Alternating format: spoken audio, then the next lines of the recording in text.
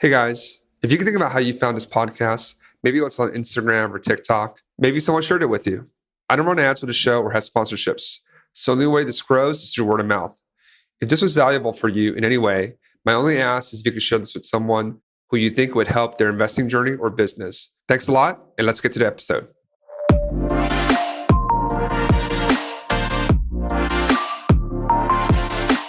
All right, welcome back to STR the Best. I'm your host, Michael Chang. I'm here with my good buddy, Ruben. Ruben, finally have you on the show. I know. It's about time. Like, you know how it is. I was just talking about it offline. I like to ask questions because I'm constantly learning. So guess we're roles reversed. How'd you on mine though? That was great. We had a great podcast. Yeah, no, you were the early inspiration for the podcast and the why and just helping me kind of think through it. So it's a treat for me to have you on mine now. Episode. This is we published 30 now to date. So okay. Maybe this will be at 35 or something when it gets published. Good for you, man. What is it? Most people quit at like after 5 or something? I read most people quit after 25. So what I did was, before I launched the podcast, there's 25 names of people that I want to interview.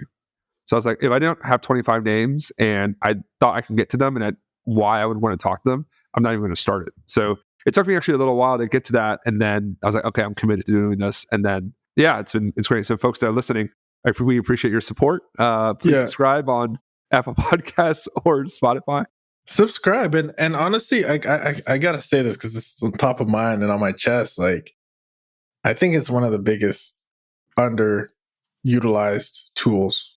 Because you get to connect with someone. Maybe you're not in the same city or state and you can't do a meetup and you can't maybe reach out in person. I'm all for in person, but if you can do that, I don't know why people stop at 25 because I have so many questions still, 260 plus episodes after. I want to keep learning and connections. Make great connections and relationships. So I love listening to yours. So on that point, why don't I let you introduce yourself? Yeah, brother. I introduced myself as a student of the game that takes action very quickly. I host the Real Estate Experiment podcast. Subscribe to that, folks. Great podcast. Thank you. And that was actually one of the podcasts that allowed me to get into the space that we're in today. A little bit of background, though. Fun fact for the both of us. We management consultant by trade. So every skill that I learned, I kind of applied it to business. Had an e-commerce business. I worked with a lot of virtual assistants. So still to this day, I'm very big on building systems and teams. I love building teams. And I've done it in the corporate world as well as a consultant, helping firms kind of, we've always done it this way to why are you doing it this way? So by nature, I have to ask great questions. And so that's what I do. And so when I want to get into real estate, I went back to the tool that I think I'm relatively good at, asking questions. Like literally, I had done some experience as a business analyst. You have to ask questions. You have to be able to ask those questions no one wants to ask in the room because it's deemed as a stupid question. So I would ask the question. And one of my things is proximity, right? So I got in proximity to people that I trade places with. That's my rule of thumb. Whatever book I want to read, whatever thing I would like to accomplish, I say, how can I get as close as possible to the source so that I can hear it from them? Because I'm against the paradox of practice. So that's when people are no longer in the game and they're selling you one thing that didn't necessarily was the thing that got them there. Yeah. There's no wrong. It's just not my style. I know you can help people, but I want to go straight to the source. So if someone's doing what I want to do, I want to get close. I want to ask questions. And that's how I'm here today. And now I get to share the gems with the people. Yeah, no, you're doing really cool stuff on midterm rentals, which is what we're going to talk about today. But, just a little bit of, history. So Ruben and I, when he used to live in New York, we had lunch at PJ Clark's down at Battery Park City. And he had turned me the recovering investment banker, which I love the term. Yes. We both overlapped at a bank, in our careers. And we're both now, we both started short-term rentals, Ruben doing more on the long-term rental side. So let me talk a little about the short-term rental side. Like, tell us about your short-term rental business right now. Yeah. So we built a business on top of our short-term rental business. And that's what you're probably hearing now. It's very prevalent for people to hear like midterm rentals. And really all that means, that's an internal term. That's not an external term. You talk to a tenant that's going to move in and you tell them midterm rental and they're going to look at you like, with four eyes. it's corporate housing, it's temporary housing, it's working with insurance companies. But I've said this before, I truly believe that we have an advantage if we're in the short-term rental, aka the hospitality industry, because we have the foundation to be able to then build a model on top of the other. And what is that? That's the one where there's a stay that's typically more than 30 days. But I think we probably are familiar with more of the 30-day stay, that's like travel nurses, etc. Well, not necessarily. We like to go straight corporate. We like to go with, there's tons of corporations out there who are looking to relocate a group of individuals, whether it's construction workers, whether it's, IT professionals or whatever the case. We happen to specialize in one niche that we love because there's a lot of money in it, and that's the insurance niche, right? And when we say insurance, it doesn't mean that it's Allstate and State Farm sending us clients directly, but these insurance companies have direct relations with temporary relocation agencies that then are the ones that place these displaced families when an unforeseen event happens, like a flood or a fire or something of that nature that occurs. They're eligible with respect to having a home insurance to be relocated temporarily until the problem gets resolved. So we really like to tap into that. And we actually use a hybrid model where we use the short-term rental model when we don't have these large contracts, but then we truly optimize for the MTR contracts, because I always like to have an exit strategy. Yeah, that makes sense. I think the way you framed it too, it's like you've built your business, the foundation of it was a short-term rental side, right? That you kind of understood how to service you over only a few days and then building this different strategy on MTR. So maybe, talk about the transition, like why I believe short-term rentals probably or at least my belief, it's more profitable. Short-term stays, you charge a higher premium, generally speaking. Like why consider MTRs, like mid-term rentals, all-term MTRs? Why do people opt for that? I don't know if I told you the story, because shout out to my buddy. I swear to, if there's another Mike out there, I'm going to name my future child Mike, and they will become You should. a real estate investor by default, because all the Mikes that I know in my network are just crushing it, right? You included, of course, my friend.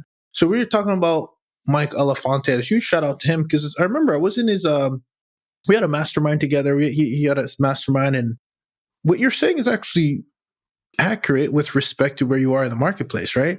So I was hanging around a bunch of people who are in vacation rental markets, and they were talking about their numbers. And I'm like, golly, like you guys are just squeezing the juice. Like I'm hearing some ridiculous numbers like, oh yeah, 25K a month, 30K. And I'm like, God, like we don't see those kind of numbers in my market because I'm in a short-term rental market. Now keep in mind, we're also buying the properties at a very different price point, right? So with that, I had kind of like the shiny object syndrome, or the grass is greener, but I had some interest in. I'm like, okay, we were almost ready to jump and be like, okay, let's go find ourselves a realtor in Florida, because all these guys are just crushing in Florida. But then I thought, I'm saying, okay, how do we extract more with what we currently have?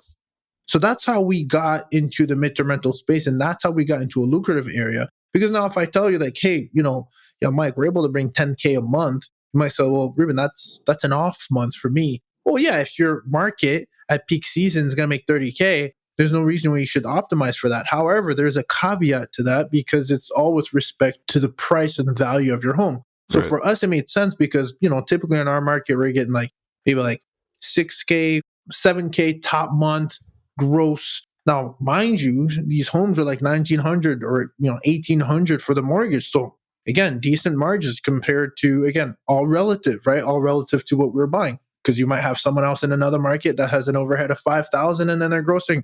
So for us, we were looking for a spread to get more of what we currently had. And so one of the lowest hanging fruits was to say, well, there's two things. It was like, okay, great. Well, what would it look like if we didn't just jump ship and go to another market? What's another strategy that could work? And that's how we got into the mid-term rental insurance niche, where these guys were willing to pay us a premium, 4x. Even we're actually making more doing this model than we did with short-term rentals, which is pretty fascinating, especially when you land a really good contract. There's less headaches, less turnovers. You don't have to deal with the nuances and the high maintenance of STR guests. So one of the things is the numbers that we talk about, but another thing we don't talk about is that peace of mind as well. I know you and I were talking about it offline, like where we have a very stabilized portfolio, these corporations like pay on time, lucrative at a premium rate. For me, even if I were to make an extra 1,000 or two, I would say, you know what, without all these, headaches that you have to deal with, I love the peace of mind of having like an 8-month stay at a premium rather than the alternative. Now, it doesn't mean that you can't have your cake and eat it too, but it's good for you to know that there's an option for you to even possibly be able to leverage the strategy in your existing market. Okay, I think that's a very great pitch, right? I think a lot of people are very attracted by that, right? Hey, I can have one guest, 8 months, premium rates. I don't have to deal with people coming in every 3-4 days and having to deal with that. Is there a certain kind of property, but not every single property can do that, right? Like, are there certain properties that are generally more suitable for midterm rentals? I'm just trying to, what I'm trying to get at is if someone's listening right now and says, that sounds great, how do I do that for myself? Like for me, we have 2-bedroom apartments in Philadelphia. Like they're not going to MTR at a rate where it makes sense. But, because I think that where it is and it's small and it's in Philly, I don't know, right? It probably isn't the most optimized. So like what works generally the best in what you're talking about, the model that you're talking about? That's a good question because I think typically we get people like, well, will this work in my market? And I actually flip the question. I say, well, what kind of asset do you own? Because if you own a 1-bedroom or 2-bedroom, then you're probably thinking what the traditional MTR model is. And it's for the smaller, maybe it is that traveling nurse. Maybe it is you're close to a hospital, but that's not budget. what we optimize. Those nurses don't have budget. Exactly. That's not what we're optimizing for. Because listen, I want to follow where the money's at. And so where does the money flow towards? And for me, it's all about the asset type because this is very prevalent. And at the end of the day, it's supply and demand. And so the type of asset that works the most that we've seen and we've seen our students have success in is the 4 to 5 bedroom range, right? Now, 3 bedrooms, a nice little, right in the middle there.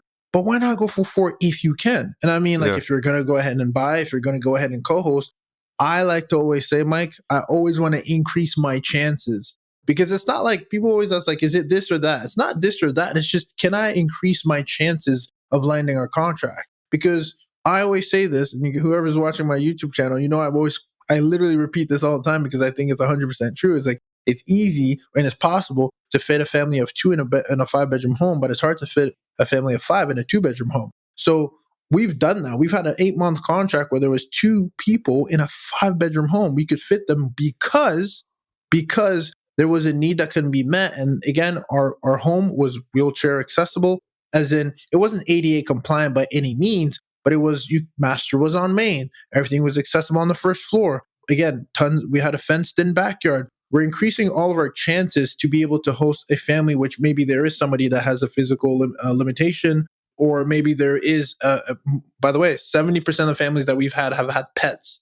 So if you don't believe in being pet friendly, maybe this isn't the right opportunity for you because the market shows that there is a lack of supply for homes that are pet friendly. And when you think about it, if you relocate and your pets are going to be running around, do they have a place to run around? And do they have safety? Do you have a fenced in backyard? So that's what we look at. 4 to 5 bedroom home, stay away from carpets. Want to make sure that you have all the amenities, right? You could ask for. It doesn't have to be fancy by any means. It has to be functional. Do you have a dedicated workspace? Do you have a garage? That's a big one. People are going to come with their cars, and if they're used to putting in the garage, they're going to lean towards having a place where they can put their cars in the garage. Do they get a choice? Do the displaced families get a choice?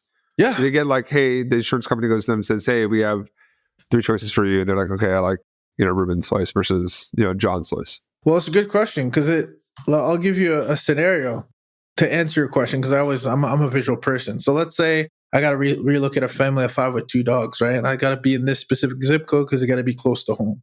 If I zoom in on that zip code, I might see, okay, great, what's available in that zip code? Now, a few things happen. If I leverage the OTAs, for example, or let's just keep it simple and let's say it's on Airbnb. I look at, there's 30 properties. Then I do something that's interesting. That's by data. Always will, most of the time we'll have this outcome. Filter on pet friendly. All of a sudden, that denominator gets cut in half. There's 15 properties left.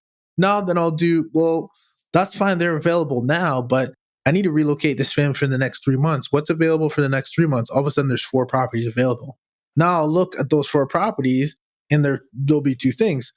If you're available, there's a reason why you're available. Either you're actually not a property that's worth booking for, and that's why you're still available. So mobile will knock out two options. Now you got two options left. And I look and we'll say, well, one finishes and looks like an Airbnb, and the other looks like, like a furnished finder property. And I don't mean to take a hit on furnished finder properties, but when you look at the kind of product that I know you have a mastermind where you teach, right? We are not trying to be the Airbnb operator next door. We're in a hospitality business that where we offer great properties, great photos, great design, smart locks, etc. If you have two experiences and you choose to walk those two properties, which one are you going to choose, Mike? The one that's like, bent out of shape based on what is available, or the one that is the best product in the marketplace? And by the way, is pet friendly and has everything to offer, plus more than maybe the home where they came from. So in short, yes, they have a choice. And if they happen to have, let's say, 3 choices or 5, if you're in an STR space, you're probably going to be at an advantage because you know everything about serving a quality product compared to someone who's just slapping a property on a website. But then again, that's why it serves you best to have all those tick boxes checked, because if someone does walk 5 properties, how do you make sure that they're able to say that, hey, I want to pick Mike's and not anybody else's? You're going to have to make sure you really cater to the experience. And yes, they do have a choice. So at the end of the day, they have a choice with a little caveat, little asterisk, if it is approved by their adjuster and falls within a comparable like property that they're coming from. And for example, if I'm coming from a $300,000 home, it's going to be tough to sell to the adjuster to move me in $1 million home, right? And that's probably not going to be in your neighborhood anyway. So yes, they do have a choice. With all respect to the other market, do they have to be conditions. close by? So you say in the neighborhood, do they have to be close by? Like, if I live here, like within, was it 10, 20, 30, 50, 100 miles? Like, what's the general? Yeah, they like to stay within a 10-mile radius. 10 mile, okay. Based on what is available in the marketplace, right? Because if I do that, zoom in and I do hey, what's available for the next 3 months, and there's only one property available in the next zip code over, well, maybe they're willing to actually commute a little bit further out. So it's all based on supply and demand. Okay. Do you get paid up front 8 months? Like, is it 8 month is it month to month? They pay every single month, or? So it's funny. I've tried asking for 2 months up front and I've gotten it, which is great because a nice cash injection. I've never asked for 8 up front, but corporate is corporate. If you sign a contract, whether you want it up front, now I like the cash flow, but if you've ever done, we've done 2 months up front, which is pretty sweet because we get security 2 months up front. So you get a huge cash injection and maybe you just run the next play, right? But I've never tried that. Maybe an experiment worth having. Right. I mean, the more cash in hand, the better for the cash flow. When someone comes to you and say, hey Ruben, I had this short-term rental, it's not working out, I want to flip it to long-term rental, what would your advice be to them? Like, I guess struggling with STR, I'm interested in MTR, I'm going to flip it to a long-term rental, right? Like, this STR thing isn't working for me. What would be your counsel to this person? I would always start with the exit strategy. I think if I were to add to that question is, if someone were to ask me today, hey Ruben, I'm not allowed to do any STR in this area at all, I would say for me, that's a deal breaker. Because at the end of the day, I still want to have the ability to have an exit strategy. And if the way I analyze all the properties, whether we're co-hosting or whether you're about to buy, it's literally about what do the STR numbers show? Because I don't want to buy a bust, right? Now, if I show that there's potential, great. This is an add-on strategy. This is not in lieu of. This is how I look at it. Now, we've confidently gone back to back on contracts, but because we're building also what I told you, a second business on top of it, and that's the relationship business. It's a book of business at the end of the day. But it still does not guarantee that I will land an MTR contract. There's still some chance involved. There's still some demand involved. I can't just optimize as much as possible to just land a contract today. I can be optimized to be in a position where I will always be available, which is one of my other strategies, where what most people are not doing is making themselves available, which means they're missing out on opportunities. But going back to your question, Mike, I would always want to have an exit strategy because yes, this strategy works, but I always want to make sure that I understand what my risk from a risk mitigation to always have a backup, right? Yeah. And so that's how I look at it. That's how I do my business. It doesn't mean that it can't work by going all in, because that is essentially what we've done. We're 90% MTR occupied at this time, but it doesn't mean that can't change, and I'm very aware of that. Got it. I agree. It makes sense. Maybe just to double back, just to hit on one of the points that you just made, kind of always having an exit strategy. So I guess what I'm double click on is like, how do you analyze if a property is good for MTRs, right? Like, because that scenario, that person was kind of off on the short term rental, and maybe they're not a good operator, maybe it's not a good area, whatever reason it is. Is there like a quick self assessment tool that they can say to themselves, like, all right, I'm a 2-bedroom, so this is probably going to be pretty tough, or like, okay, I'm a 4-bedroom, right? Yeah. Not bad. Like, what is a way they can kind of self assess themselves a little bit, like, this is viable to do? Yeah. Does that make sense? Yeah, no, it does. Okay, so first, I'll go back. I'll double down on what I just said. First, I'm always going to run it like an STR because I want to make sure that I can have STR income in case I don't have MTR contract. Now, if you want to understand, like, well, how much could I actually really make on this property? The napkin math, an easy way to do it from, especially, again, I want to be very clear because there's a lot of different types of MTRs, right? The MTR next door might be, it's traditional. Someone's coming in, they're in and out of town for the next 2-3 months. They need somewhere to stay. They're booking you at long-term rental rates. That's not what we optimize for. We're optimizing for premium rate, which is with the insurance companies. The insurance companies have a way that they're able to identify how much you'd actually be eligible for. What they use is on your home insurance policy, if you have one, if you're looking at one, if you can get access to one, whether it's one that you're managing or property that you own, is you want to look at your coverage A section. It's also known as what these insurance companies are using is the loss of use, additional living expenses as a way to then compute the amount that would be eligible for their policy. I'll give you an example. If you own a $400,000 home, what you might see on your coverage A is the dwelling unit, right? It's usually 20 to 30% of the dwelling unit value, which for a $400,000 home, you'll see $100,000. Let's say we'll go with 20% or 25%, I should say. It'll be $100,000, right? What does that mean with $100,000? Well, it's additional living expense, which means that if there's any condition where you're unable to currently live in your home, that's the amount of money that you can access. Now, that's kind of like an art to that because you might say, well, Ruben, what if they need to relocate for the next 4 months? Great questions, right? Because then I would take the $100,000 and say, well, would it be unreasonable if I were to divide it by 4 and say that I could pretty much charge $25,000 a month? Sure. However, the insurance company is not going to overextend their budget. They're always going to leave a little bit of a cushion. So it's probably in your best interest to take that $100,000 and divide it by 6 months, and now you're looking at more of $16,000 a month.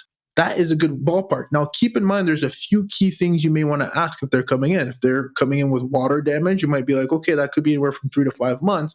If they're coming in with a fire, that's going to be 6 to 8 months. And we use that as a negotiation tactic where, you know what? Because it's a fire, I'm actually not going to overextend the budget because I know they're coming to me from a $400,000 home. That if I were to say, hey, $20,000 a month, I know the adjuster is not going to approve that. So if you want to do some quick napkin math, I'd say go on Zillow, Realtor.com, look at the property value that you have, and then multiply it by 0.20 or 0.30 so that you're able to get 20, or feel free to do 0.25 if you want. I like to sit right in the middle because most insurance companies will have a 20% of the dwelling value to 30% of the dwelling value's loss of use, called the additional living expense, aka or coverage D, and that is what is derived as, call it the numerator, to then you can at the bottom divide by the X amount of months that you think they're going to be relocating for. That's a good little napkin math trick for someone who may want to know how much can I actually gross in the MTR insurance space.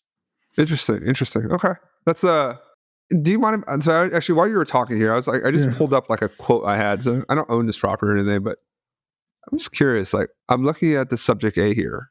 It says, so this coverage A is $715K for the property. So I just take 0.25 of that, and then that's the No. What is that? Is that coverage A?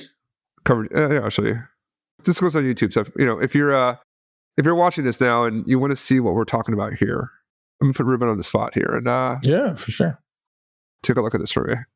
So I'll describe it for those of us who are listening. So we're looking at an insurance policy right now. This is a quote. It's not a. Yeah, you'd have to see, because unless if the quote tells you what the coverage D is, and keep in mind, because folks might be like, they might have an investment property and might be like, I don't see it. Well, that's because some investment properties have loss of rent, not loss of use. Yeah, I've loss of rent. Yeah, we have loss of rent here. Yeah. So it's 120,000. How much is the property worth? Let's say this, 830. Okay. So what did I just say? 830 Yeah, that's all right. Yeah, that's what I divided mean. by. Look at you. Perfect. Right on the money every time. Right on the money. So that, for those who are maybe not watching, you want to look for additional living expense. You want to look for coverage D. Now, what we're saying is the following, because I want to be very clear. We're not saying to take the 120 and divide it by no. What I'm saying is the following. You're not going to have access to this document, right? You're not going to have an investor. You're not going to have a displaced family reach out to you on Zillow Rent a Manager, and you're not going to be like, hey, can you pull up your loss of use real quick? That's just not practical.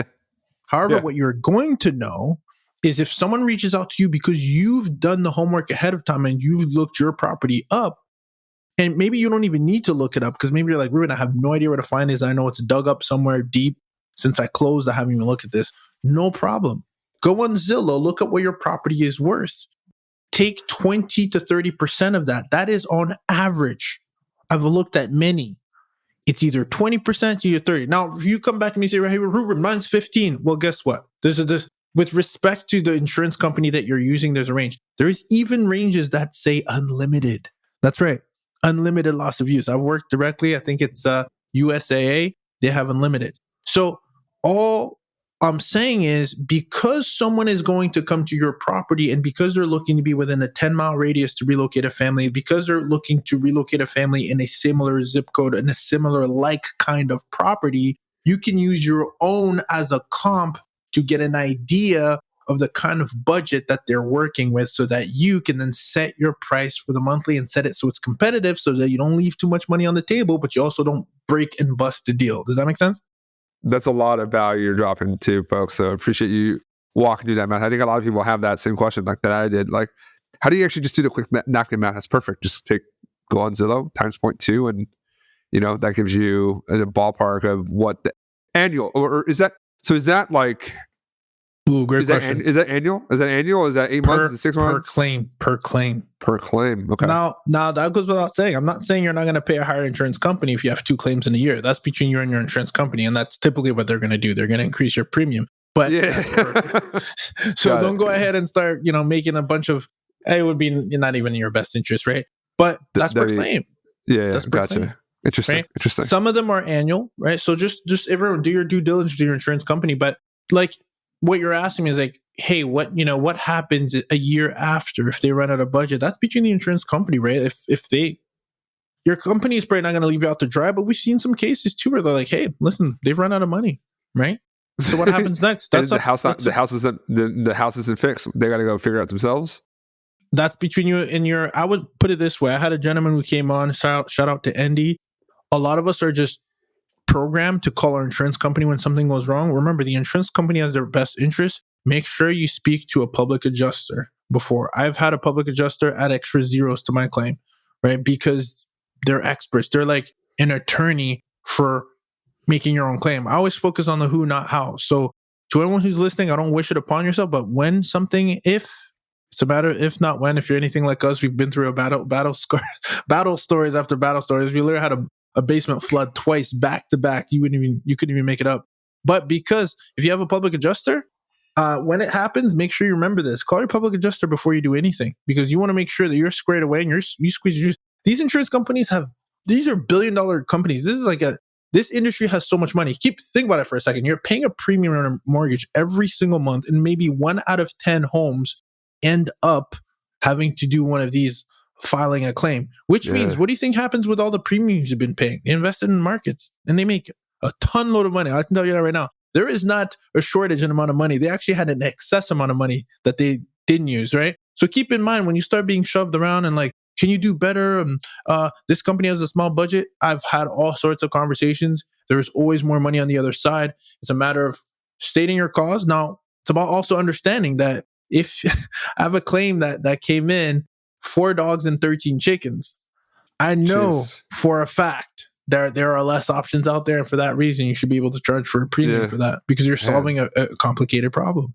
That's it. You get paid. I think Naval was when it said this online. It's like, if you want to make real money in this world, like find a problem that you can solve at scale. And that is the path. That's how you make money actually, is 100% solving problems. Like you want to build a business, find a problem that you can uniquely solve if you can do that and you can do it at scale, like you will be just fine. And that is what business is.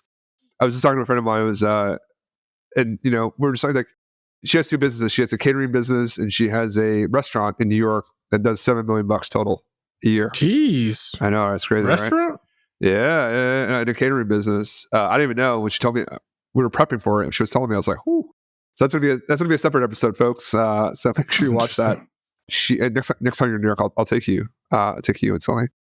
But we're just like, it's just it's just a game. Like business is a game, and once you kind of like you get to that place where you just view it as a game, and it's just a series of problems, and there's a series of rules, and there's actors, and you just got to move the chess pieces around, and you gamify it. It becomes much more fun, And all it is this problem solving. Like every day, it's just I have this problem. Like, how do I solve this problem? And I think that's if you want to be a good business person, like if you can solve problems, like you're halfway there. Yeah.